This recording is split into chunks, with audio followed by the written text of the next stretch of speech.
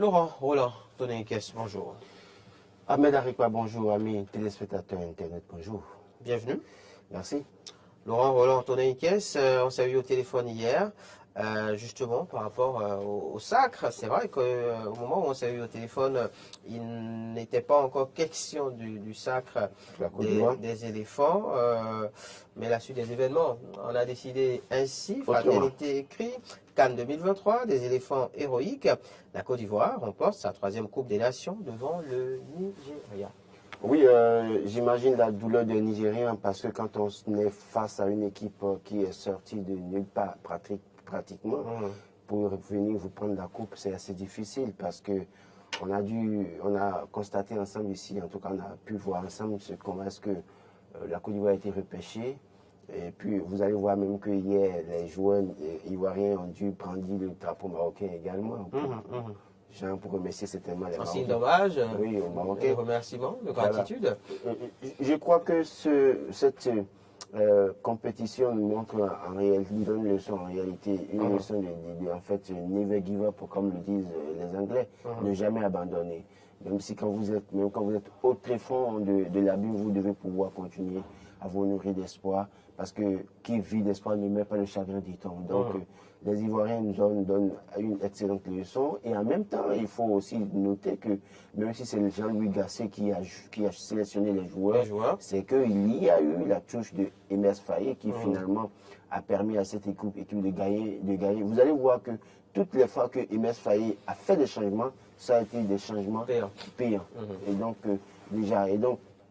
on voit hier, par exemple, quand il a en ligne, au lieu de Diakité qui devait commencer, c'est un Adengra qui commence, et que c'est Adengra qui a été décisif sur le début. Et l'homme du match. Voilà, regardez même d'ailleurs, et jeune joueur de la compétition. Et vous imaginez quand Kessié devait marquer, je ne sais pas si vous avez vu le geste de Kessié. Kessié faisait la main à Adengra, il lui faisait comme ça. Et bizarrement, c'est comme ça, de la même manière. En tout cas, ce qu'il a demandé qu'Adengra a fait. Et il a juste mis la tête simplement pour marquer le but. Donc, on voit, et vous allez voir même sur le but de Haller aussi, c'est lui qui a joué, et puis juste du bout du pied, l'autre a marqué. Haller qui nous a à nouveau proposé un but slatanesque. Voilà, et donc ça montre clairement qu'il ne faut jamais abandonner. J'ai eu de la peine pour les Nigériens. Les Nigériens, c'est vrai. Parce que malheureusement, moi, je suivais le match avec un député ivoirien qui m'a fait l'honneur de m'inviter hier soir pour me dire, mais je suis à Cotonou, est-ce que tu peux passer me voir? Donc je suis allé le voir dans son hôtel. Et on suivait le match ensemble avec la communauté, en tout cas beaucoup de Nigériens, d'Ivoiriens également. Et donc moi, dans l'âme, je souhaitais que le Nigeria. C'est vrai que j'avais dit que la Côte d'Ivoire allait se Honorable député, j'espère que vous nous suivez en ce moment et que vous vous rendez compte de qui est-ce que vous aviez à vos côtés hier. J'avais dit clairement que la Côte d'Ivoire, il fallait craindre la Côte d'Ivoire. Et je crois qu'ils m'ont donné raison. Mais dans l'âme, en fait, mon cœur battait pour le Nigeria. Et vous imaginez que vous êtes à une table avec un député ivoirien et puis on marque un but à la Côte d'Ivoire. Vous voyez que l'équipe que vous portez en réalité est en train de mener. Est-ce qu'on célèbre ou on fait semblant d'avoir mal pour la Côte d'Ivoire? Non mais écoutez, bizarrement ce député avec qui j'étais était un monsieur assez difficile. Ouvert. Difficile à cerner. Je ne crois pas donc, mais après tout, il nous a montré assez de fair play. Donc quand l'équipe a gagné, son équipe a gagné, on a célébré ensemble. Donc ça passe. Mais j'imagine si le Niger avait gagné, comment est-ce que ça allait se passer. Donc, mais je crois que Dieu fait tout, toutes choses en son temps. Et puis Dieu sait pourquoi c'est arrivé comme ça. Parce que quand on regarde un peu, je sais tellement que les demi-finales ont pesé sur les Nigériens. Mais quand vous regardez un stade plein comme ça, quand vous regardez ce qui s'est passé quand les Ivoiriens avaient perdu avec les cases, tout ça là, dans ces conditions, si le Nigeria avait gagné, qu'est-ce qui pourrait arriver? On imagine un peu les cases, on imagine un peu. Et donc, du coup, peut-être que Dieu a permis que ça arrive comme ça. C'est vrai que les Ivoiriens ont joué hier. On les a méconnus. On les a méconnus. Je pense que déjà, dès la phase des demi-finales, on a commencé par sentir, une équipe ivoirienne qui prend de plus en plus son destin en main, qui produit ils avaient dominé le match, il faut l'avouer. Je crois que le but du Nigeria était venu sur une erreur de la défense de la Côte d'Ivoire. Mais ils n'ont pas su se maîtriser. Et puis finalement, coup sur coup, ils ont reçu les 2 buts. Donc je crois que C'est une bonne nouvelle pour les Ivoiriens. Félicitations. Une bonne nouvelle pour les Ivoiriens, une bonne nouvelle pour le foot africain, une bonne nouvelle aussi. Enfin, je pense que les uns et les autres devraient pouvoir en tirer de la graine. Hein. De manière générale, quand on voit le parcours de cette équipe dans la compétition, comme vous le disiez, Never Give Up. On revient sur le sujet, en tout cas tout à l'heure, dans l'actu Cannes, avec Frédéric Espoir Roumabou. En attendant Laurent Roland Tonneikes, on revient au Bénin. Les écureuils ou guépards n'étaient pas à la Cannes, donc pas besoin de parler d'eux. Par contre, on va parler politique et proposition de loi portant révision de la Constitution avec le quotidien Le Matinal, qui a écrit ce matin, Hassan Seibou assume, le chef de l'État ne m'a rien demandé. Oui, le chef de l'État ne lui a rien demandé, mais c'est lui-même qui... C'est vrai qu'on a tout fait de penser que oui, le chef de l'État est l'instigateur de tout ceci. Ouais. En fait, il faut trouver les moyens maintenant, les mots juste pour dédouaner le chef.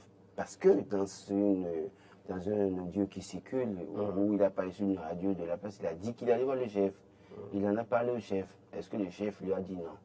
Dans une certaine mesure. On ne va pas faire ce débat. Dans la presse, en tout cas, après la rencontre avec les députés des groupes, enfin les groupes parlementaires, donc que ce soit l'UPR, le BR ou encore le Blanc républicain, oui, on a eu dire qu'effectivement, Hassan Seibou a parlé de cette proposition donc, de révision de la Constitution face à laquelle le chef de l'État a opposé. De toute façon, le chef a parlé et personne ne devrait oser dire que le chef a demandé ou le chef a été d'accord. Parce que le dire comme ça, c'est un affront pour le chef, donc qui veut affronter le chef. Donc je crois que dans une certaine mesure, comme le chef a parlé, chacun doit pouvoir se ranger pour dire, écoutez, le chef n'en est pour rien, c'est moi, et endosser, simplement. Et sur le même sujet, justement, les propos de l'honorable Hassan Seibou, transcrit dans un quotidien ce matin, je cherche la une, qui ne retire pas. Qui dit qu'il ne retirera jamais cette proposition de loi. Laurent. Oui, vous savez, c'est une proposition de loi et chacun est libre.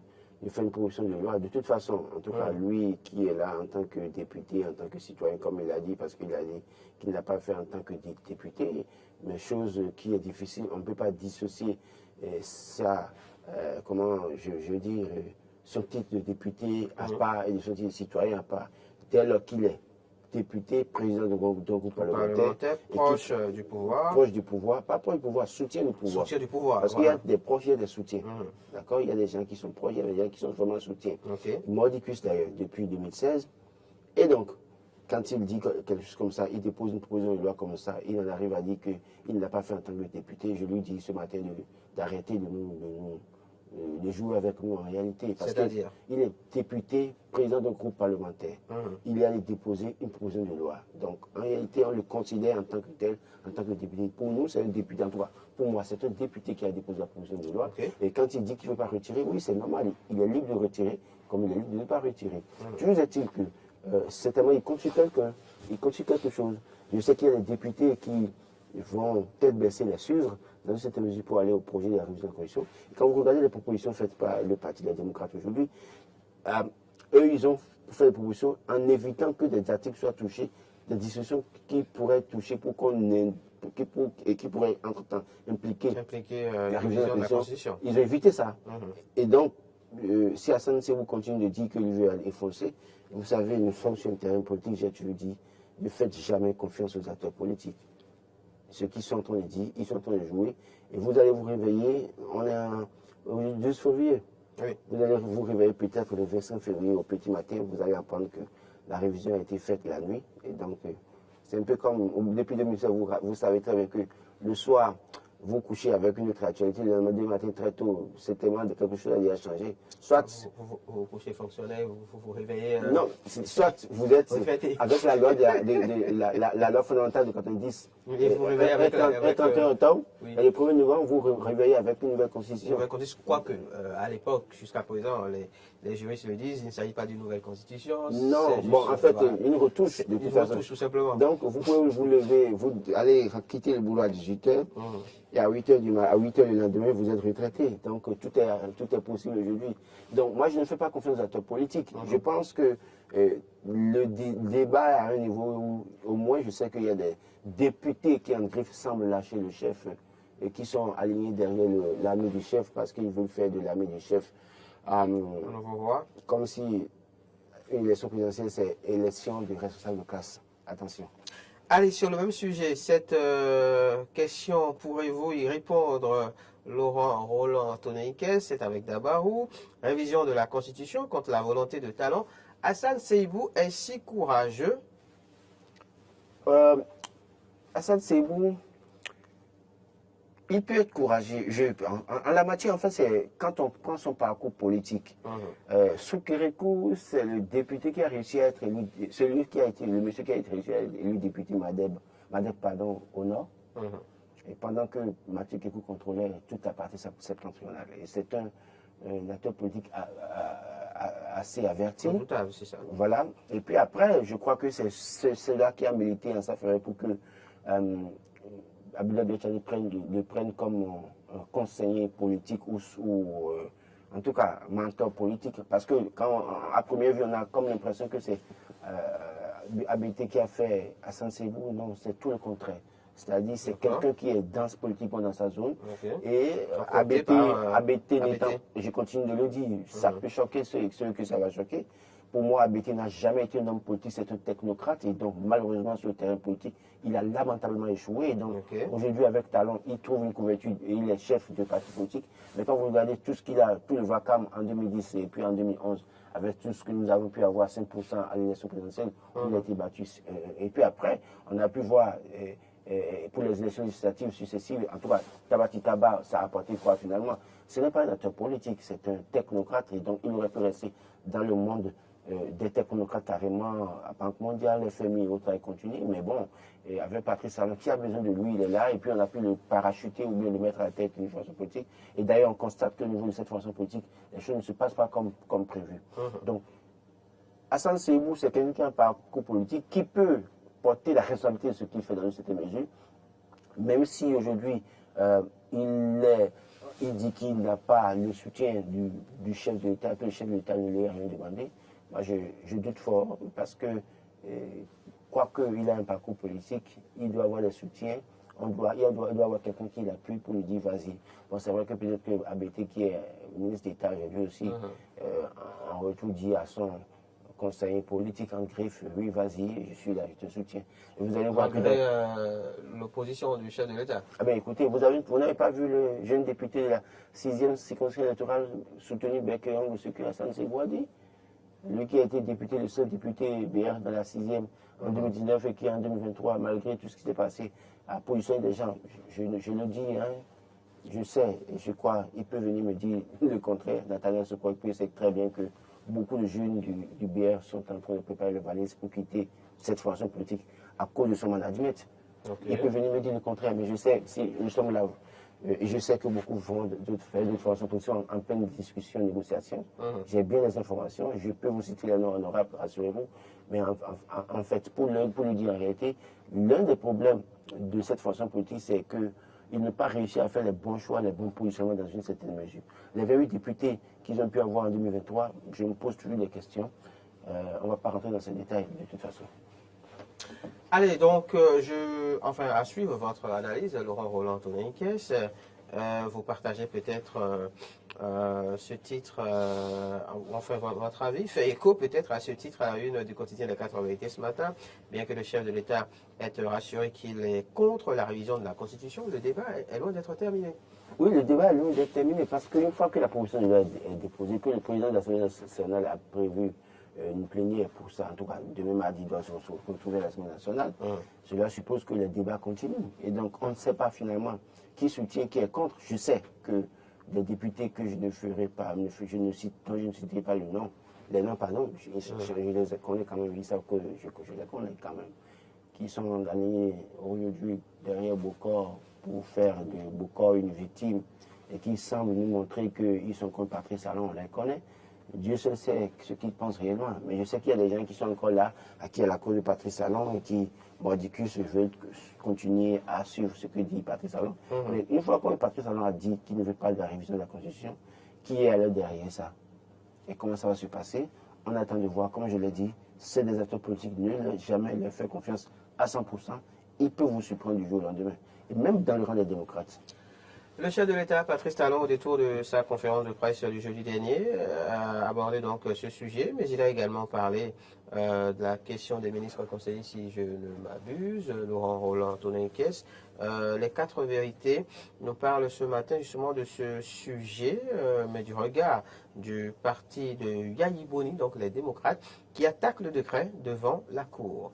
Oui, le Parti des démocrates attaque ce décret devant la Cour parce qu'au fond, c'est la première fois qu'on parle de ministre conseiller en République du Bénin. On sait qu'il y a un président élu, choisi des ministres, et on sait qu'il y a des députés, et qu'après il y a des conseillers du chef de l'État. Et donc, mais on est arrivé à dire, d'abord déjà on a nommé un secrétaire d'État à l'énergie, M. Dahomey, Edouard Dahomey, qui est à la présidence, donc dans une certaine mesure. Et puis après, on nous annonce qu'on va nommer des ministres conseillers. Moi, j'ai toujours dit, et je crois que je le répète ce matin, vous avez conquis le pouvoir d'État avec des partis politiques.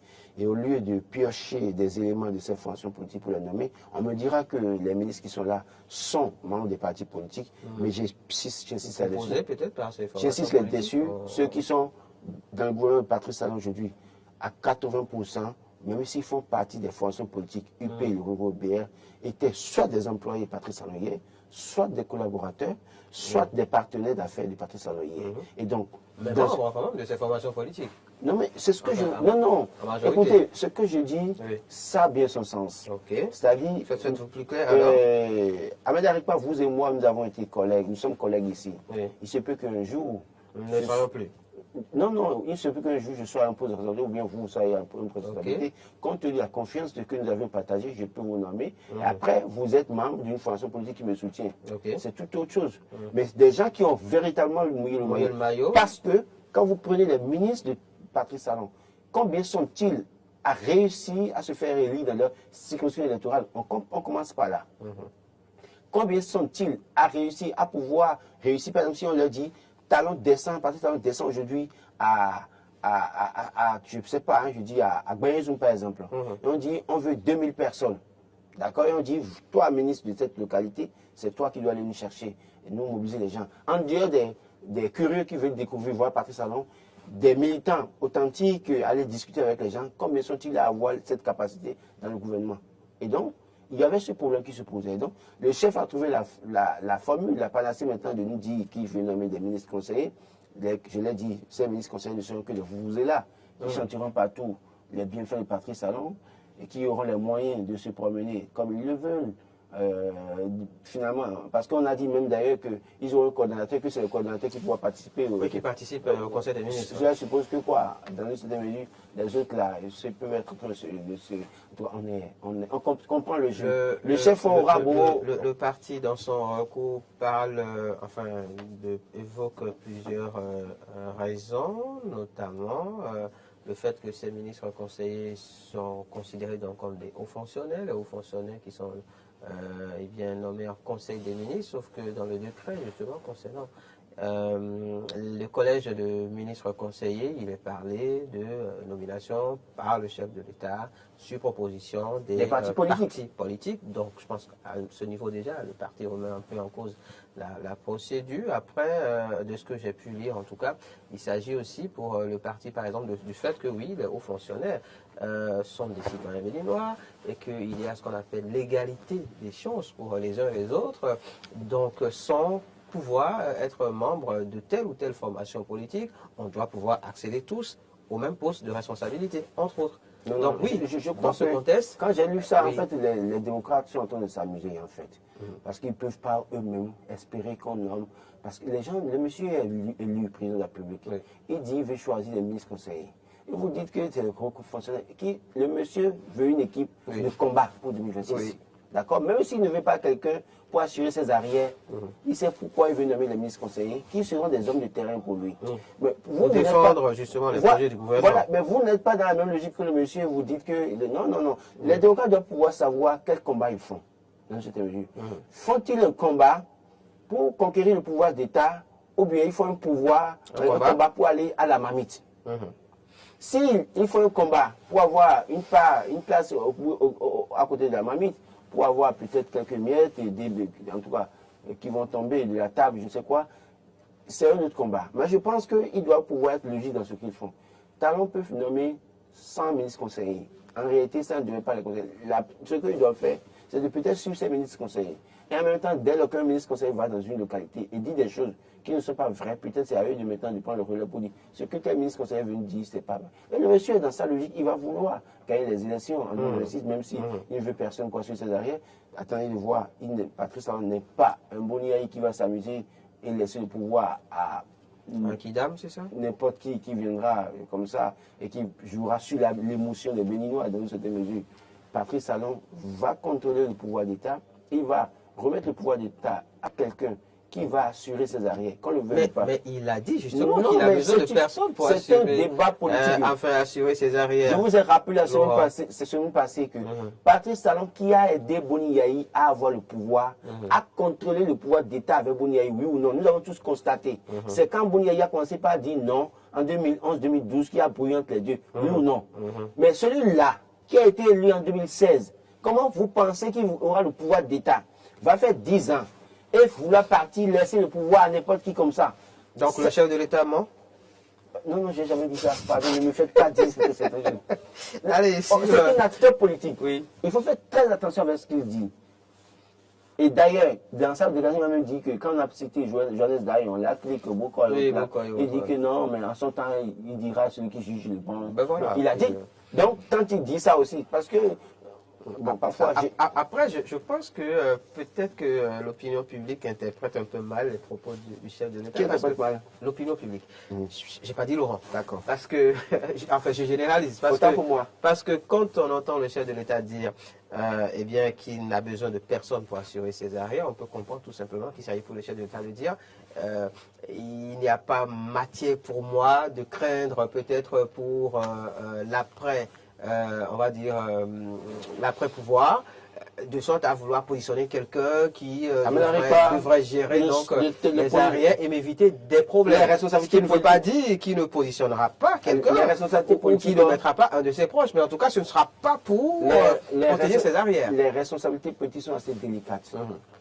Et dès lors que vous gérez l'argent public versé francs seulement, c'est que si on veut vous reprocher des choses, il y a des choses à vous reprocher. Parce que ça ne peut pas nous dire qu'en l'État aujourd'hui, si on fait en tout cas un bilan de son mandat, de ces 2 mandats, que tout est propre, tout est clean dans une certaine mesure. Mais c'est ce qu'il prétend, il va le prétendre. Mais sur des questions essentielles, il y a des gens, des acteurs politiques qui ont reproché des choses à son système jusqu'aujourd'hui, dans une certaine mesure. Moi, je pense que parfois, moi, je vois que le chef d'État parle parfois et très sûr de lui-même. Alors, oubliant que... Droit dans ses bottes. Non, mais écoutez, attention. Attention, on connaît aujourd'hui, mais on ne connaît jamais demain. Il faut parfois... Moi, je pense que le chef de l'État doit parfois mettre un peu de bémol dans ses prises de position, dans ses déclarations, parce qu'on ne peut jamais maîtriser tout jusqu'à la fin. Il y a de ces collaborateurs que vous nommez, avec qui vous avez peut-être fait des choses, et qui seront les premiers à vous livrer. On a pu voir, hein, même dans ce pays, on a vu un avocat d'un ministre, d'un ancien ministre, se retourner contre lui pour en arriver à être nommé ministre sous Talon. Donc, tout est possible pour les acteurs politiques, encore que pour les acteurs politiques béninois, qui, j'insiste là-dessus, n'ont aucune conviction pour la plupart du temps. Ils sont guidés par leurs intérêts. Et dès lors que l'intérêt change, ils sont prêts à changer et à vous vomir, vous rejeter comme un malpropre. Allez, la sortie du chef de l'État le jeudi dernier, Laurent Roland Tononiquès, on en parle toujours, puisque le sujet est abordé sous plusieurs angles dans les colonnes des quotidiens ce matin. On reste avec les 4 vérités qui écrit « Bénin Maître Adrien Oumbedi réagit suite à la conférence de presse du président Talon. Le Bénin a fait jeudi dernier un grand saut dans la paix. » Oui, le Maître Adrien Oumbedi quoique fatigué, qui continue de prendre la parole. J'ai vu que les gens sont allés lui présenter les vœux pour la nouvelle année. J'ai pu constater que oui, il y a aussi une brouille entre son parti et le parti de coalition, en tout cas le parti qui a absorbé son parti.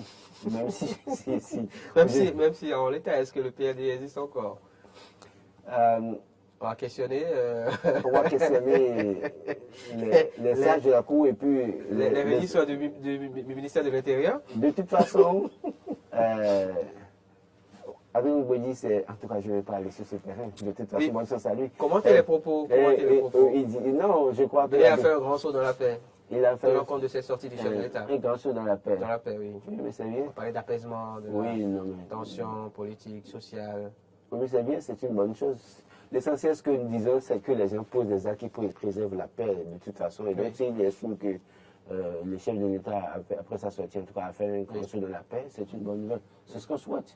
On ne veut pas, avoir des mémoires qui vont nous mettre les nattes sur la tête et qu'on se va courir vers les frontières.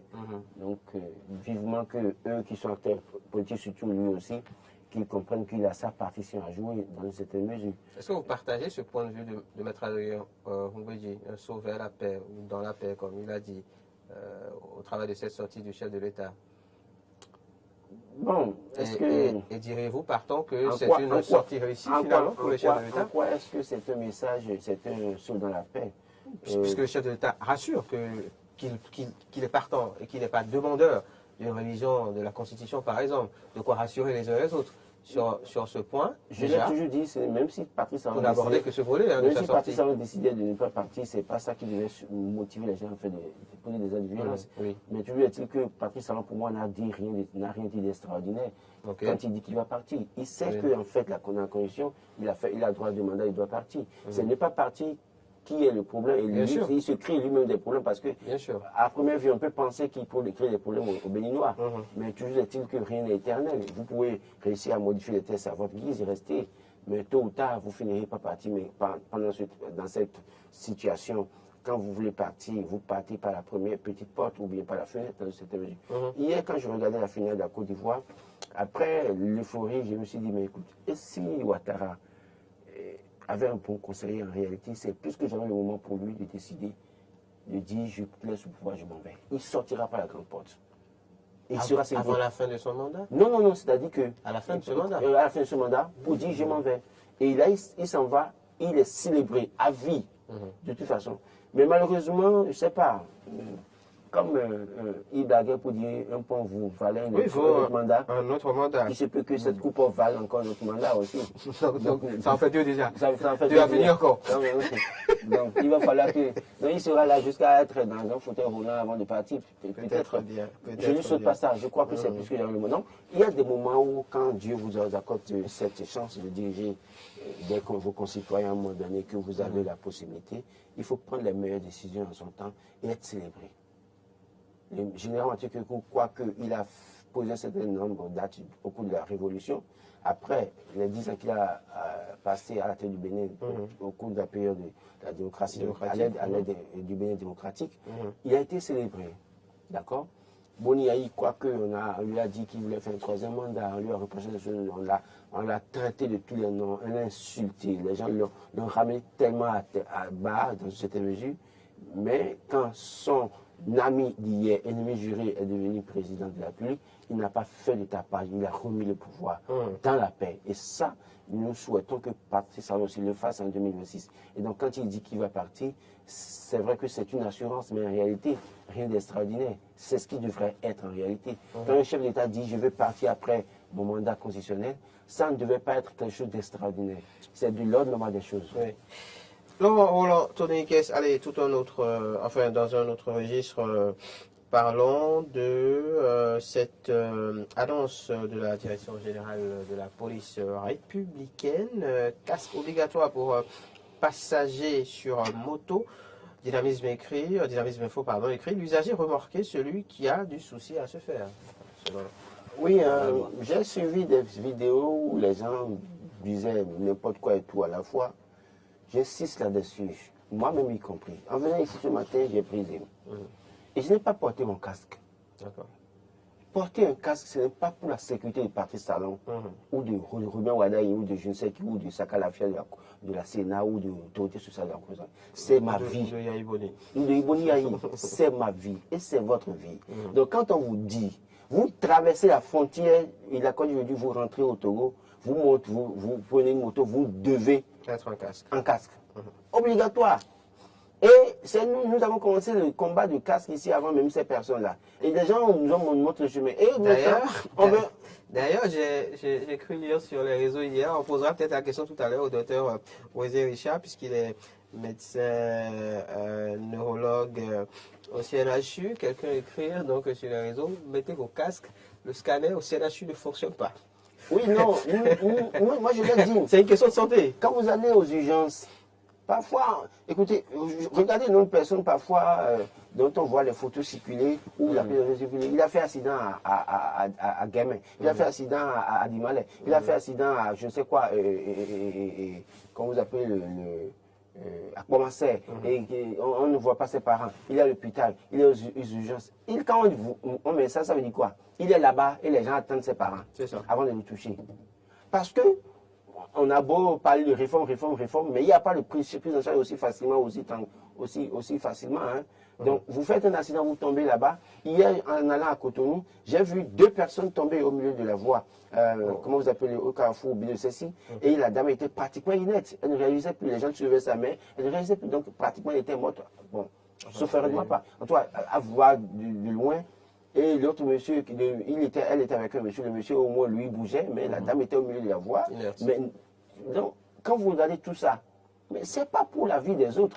Quand un paysan me dit, un paysan envoie un audio, j'ai suivi l'audio, il dit, mais c'est nous qui avons au moins un peu de conscience intellectuelle qui devons rappeler à l'ordre ces personnes-là. Un paysan dit qu'il a une moto. Chacun son casque. Chacun son casque. Si vous ne mettez pas, moi, je dis, s'ils ne mettent pas leur casque, arrêtez-les. Si moi-même je ne le mets pas, vous me voyez, arrêtez-moi. Et puis, il faut trouver la formule pour coller des contraventions aux passagers des motos aussi. C'est que quand vous arrêtez un ZIM qui prend un client qui n'a pas de casque, vous sanctionnez le ZIM, mais en même temps vous sanctionnez le client aussi. Il s'agit de sanctionner aussi. Oui, voilà, il n'a qu'à présenter son CIP, qu'on flash, et qu'on l'interpelle, on lui colle une contravention pour qu'il aille payer. Ça va nous discipliner. Parce que les gens, écoutez, les gens sont prêts à mettre l'argent partout, mais au niveau de la santé, le personnel soignant souffre. Ils n'ont pas assez de moyens. Vous imaginez, on fait un accident, vous appelez les pompiers. Les pompiers, le seul véhicule qu'ils ont à Caillou, peut-être, ils ont en train de secourir quelqu'un à Zévier. Vous faites un accident au campus. Ils ne viennent pas à temps, vous les insultez. Mais ce n'est pas leur faute. Donc, à chacun son casque, protégez-vous. Personne ne viendra vous sauver. Un tour au Sénégal, Laurent Roland-Antonin Kès, rapidement avant de revenir au Bénin pour finir avec une petite interrogation. Alors, situation délétère au Sénégal, Info Matin écrit, Macky Sall s'allie et met en berne une démocratie lourdement acquise. On sait que le président de la CEDEAO, Bola Tinubu, est attendu dans le pays. Macky Sall doit comprendre qu'il doit vite arrêter son jeu-là. C'est vrai que j'apprends qu'il a déjà envoyé sa famille au Maroc. Toute sa famille est déjà au Maroc. Et donc, il est seul, en tout cas seul comme tous aujourd'hui. Je me pose la question de savoir jusqu'où il pourrait aller. Mais il doit comprendre. Et c'est ça le problème. Bola Tinubu se déplace maintenant pour aller au Sénégal. Pourquoi? Il suffit seulement d'une décision ferme de la CEDEAO. La CEDEAO a demandé à ce que, justement, on revienne à ce qu'on respecte le calendrier électoral. Non, en fait, quand il se déplace, vous allez voir après qu'ils ont discuté, et puis il a avancé les raisons pour lesquelles ça se passe comme ça, et puis bon, il vaut mieux maintenant, compte tenu de l'enjeu, il faut attendre que ce soit décembre n'est pas loin. Vous allez voir la suite. Attendez pour voir. Donc, vous n'attendez rien de concret de cette visite du président de la CEDEAO? En fait, moi, j'attends toujours que les acteurs politiques me surprennent. D'accord. Donc, j'attends que Macky Sall me surprenne en revenant sur le calendrier électoral et que Bola Tinubu arrive à le convaincre. En tout cas, ce matin au Sénégal, le système éducatif est censé être bloqué également. Tout est bloqué, tout est bloqué. Ces manifestations contre le report de la présidentielle. On finit avec cette interrogation dans les colonnes de Dynamisme Info. Laurent Roland-Antonin Kès, manque de générosité d'acteurs autour de la marmite républicaine. Des consignes pour faire croire que ça va mal partout? Oui, je connais beaucoup de députés, beaucoup d'acteurs politiques qui sont à des postes de responsabilité. C'est vrai que moi j'ai dit, je crois que je vous l'ai confié une fois, depuis que j'ai commencé par faire les analyses politiques, j'ai coupé tout contact avec eux, mais j'entends les gens se plaindre. Parce que je le dis, je mets au défi quiconque, acteur politique de l'opposition de la mouvance. Dites-moi une seule fois, Laurent vous a appelé pour parler d'argent ou vous a posé ce problème. C'est pas moi ça. Donc, il y a des gens qui viennent se plaindre, je les écoute, ils disent, ah, écoute, tel député ne donne plus de l'argent, telle personne, vous les voyez maintenant, ils font ci, ils font ça, ils font ça, ils font ci. Donc, de loin, j'apprécie un peu. Et je vois que les gens aussi, aujourd'hui, sont un peu malhonnêtes, parce qu'ils sont vachement payés. Mais ils ne partagent pas. Ils sont vachement payés, mais ne partagent pas. C'est-à-dire que les gens sont autour d'eux, souffrent, en réalité. Les gens sont autour d'eux et souffrent. Et la raison qu'ils évoquent, c'est que ça ne va pas. Mais quand vous allez voir, c'est des gens qui sont payés 3 millions, 4 millions, 5 millions de mois, qui se plaignent tout le temps. Et je crois que ce qu'ils font aussi ne rend pas service à leur mentor politique. En tout cas, ne rend pas service à leur fonction politique. Merci à vous, Laurent. Roland Toné Inkes.